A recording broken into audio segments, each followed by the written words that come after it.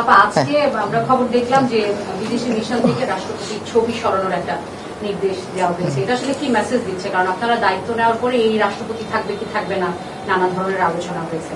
নির্বাচনের আগে আসলে কি বার্তা দিতে যাচ্ছে সরকার? এটা আদৌ কোনো বার্তা দেয় কিনা আমি জানি না। আমিও আপনার মতন শুনেছি এবং পত্রিকায় পড়েছি, কিন্তু যেহেতু আমি বিদেশি দূতাবাসে কাজ করি না, আমি বলতে পারছি না যে আসলে প্রেক্ষিতটা কি।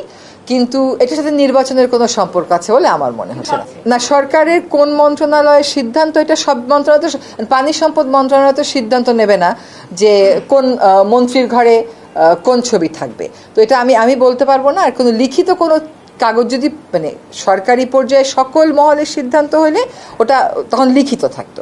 তো এটা হয়তো কোনো, যেটা আমি আপনার মতন পত্রিকায় পড়েছি বলতে পারছি না, বাট এটার সাথে নির্বাচনের যে কোনো সম্পর্ক নাই, সেটা একটা কমন সেন্সের ব্যাপার।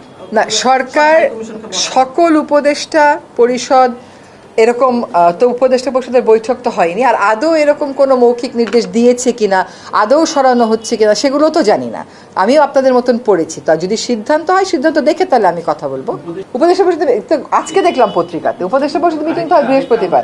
আমি কিন্তু উপদেষ্টা পরিষদ জানে না এই কথা বলিনি। আমি বলছি উপদেষ্টা পরিষদের সভা তো হয়নি, সভায় যেহেতু এটা আলোচিত না, কাজেই যদি ওরকম সরকারি পর্যায়ে সিদ্ধান্ত হয় তাহলে সবাই হয়তো আলোচিত হবে। আমি তো অ্যাজ আই সেইড, আমিও তো কোনো মন্ত্রণালয়ের নাম দেখিনি পত্রিকাতে। আপনি কোনো মন্ত্রণালয়ের নাম তো দেখিনি তো, আমি সেটা আমি বলতে পারছি না। এইরকম আলোচনার কি শেষ আছে? আমরা তো কত আলোচনা শুনেছিলাম, জুনের মধ্যেও নির্বাচন হবে না, এটা এই মাসের মধ্যে নির্বাচন হবে। এখন রাজনৈতিক বিষয় তো, আমরা বাংলাদেশিরা প্রত্যেকেই রাজনৈতিক সচেতন, প্রত্যেকেরই সব ঘটনার একটা ব্যাখ্যা আছে। হয়তো এত কোনো ব্যাখ্যাই নেই এটার পিছনে, কিন্তু এটার সাথে নির্বাচনের যে কোনো সম্পর্ক নাই, এটা একেবারেই স্পষ্ট। একটা ছবির সাথে নির্বাচনের কোনো সম্পর্ক থাকতে পারে না। আমি মাত্র গত রাতে দেশে ফিরেছি, তো তারপর আজকে সকালে একনেক মিটিং করলাম, ফলে এটা was not an issue obviously in the একনেক মিটিং।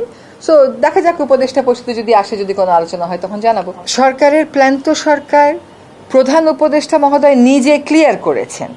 এরপরে বিভিন্ন রাজনৈতিক দলের তাদের নিজস্ব হিসাব নিকাশ আছে, তাদের নিজস্ব রাজনীতি আছে। এইটার সাথে তো সরকারের অবস্থান বদলের কোনো সম্পর্ক নাই। সরকার বলেছে ফেব্রুয়ারিতে নির্বাচন হবে, সরকার সেই মোতাবেক নির্বাচন কমিশনকে প্রস্তুতি নিতে বলেছে। এটাই হচ্ছে সরকারের অবস্থান।